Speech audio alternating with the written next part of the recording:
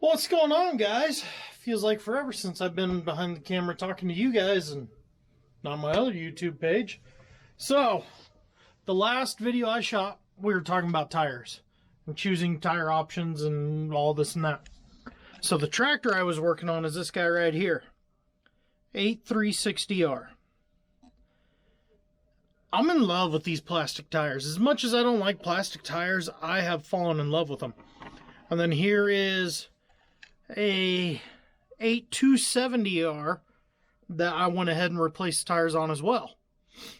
Again, I'm in love with that detail on them rims. I wish the camera could pick up that detail better.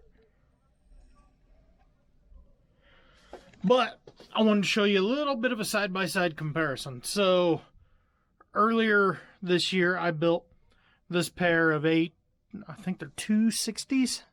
Yeah, 260Rs. So here's the original. There's the rubber tires. So pretty good gap on the fender on the front. Pretty big gap on the fender on the rear. Then I bring this guy over.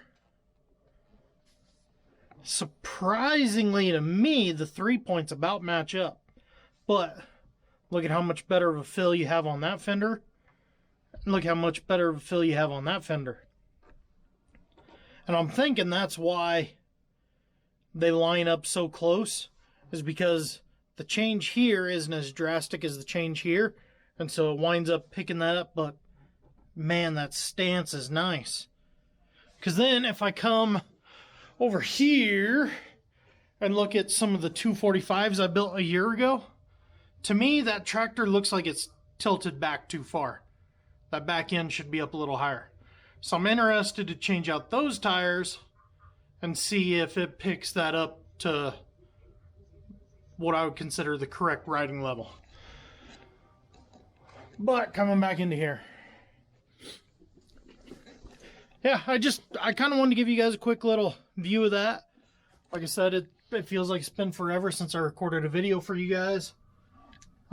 Here is all the tractors that I worked on over these video series. You know, you got the 9560R, 9630, 9570RX, 8360RT, pair of 8335RTs, 8360R, 8270R.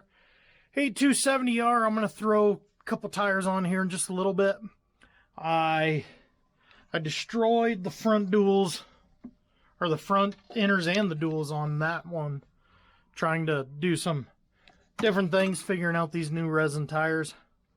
Now I've got a little bit of a system, because my biggest problem, like I was showing, I think I showed that in the last video, is getting the front narrow enough. I'm using PE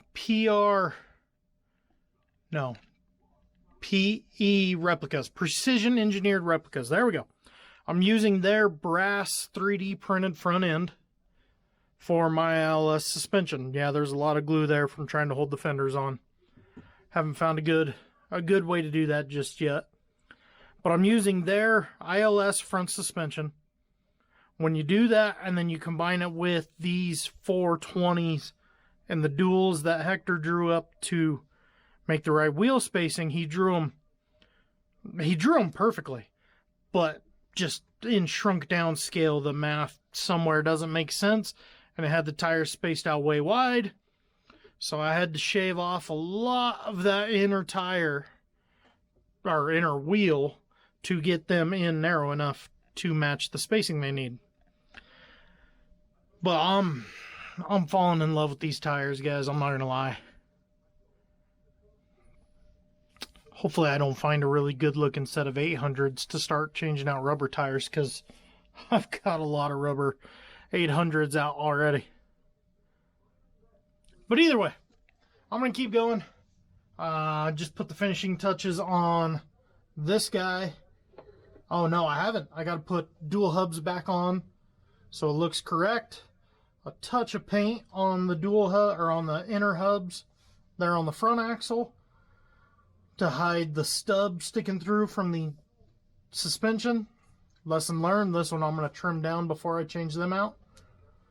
But yeah, guys, I mean, It's funny, I always hit this weird midsummer toy building craze. I did it last year, got a whole bunch of tractors. I had a pile like this.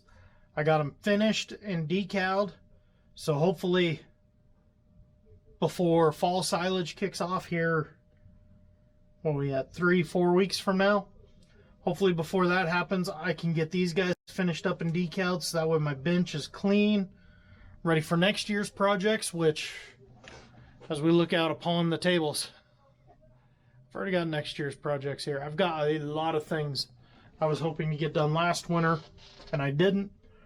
Some of them were because I couldn't get paint codes, like the Wishick disc. If you know a paint code for Wishick disc, so I can like go to my local Napa and get their green paint code. I found their paint company, they used their code, called a Colorado store that sells that paint brand, and they said they can't order it off of that code. So I need a Wishick paint code, so if you got that, let me know.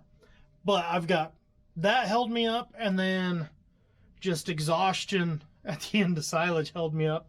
So I've got kits over there already to do a, I got the disc, 3 combines, a chopper, a pull type draper, a bunch of tires so I can finish my other 9R.